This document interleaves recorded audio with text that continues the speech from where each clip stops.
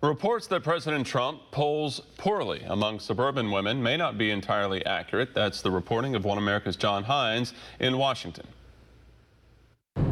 Women for Trump Advisory Board member and former U.S. Marine Jessie Jane Duff says President Trump's low poll numbers among suburban women are deceptive and predicts that he will double his support among women in 2020.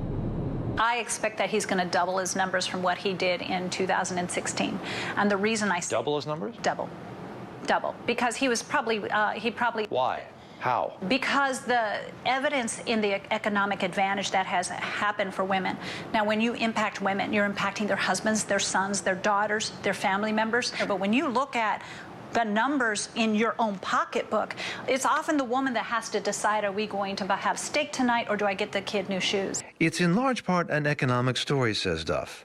Of the millions of new jobs created during the Trump administration, over half have gone to women, creating the lowest female unemployment rate in 60 years, which will most certainly redound to the benefit of the president, according to Duff. So women, all in all, are benefiting from this administration. Not only are they seeing jobs, they're getting out of poverty, they're seeing their wages go up, and they're seeing their families benefit too. And yet at this point, the president's poll numbers among suburban women don't appear to reflect this economic reality. But Duff believes the president underpolls in this key demographic because suburban women fear a backlash if they honestly say to pollsters whom they may not trust that they support President Trump. Suburban women have been polling on lower numbers for the president, and that's the area the media is trying to focus on. Here's my explanation for that.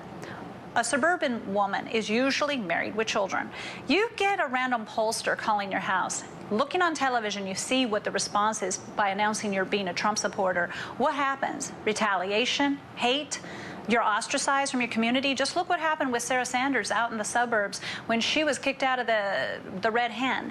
You know, this is not something that a lot of people are advertising because the backlash has often been negative. Another data point Duff cites as evidence that Trump actually should do well among women. More than half of Trump's campaign contributors are women going into 2020, compared to 25 to 30% of his campaign contributions coming from women in the 2016 election cycle.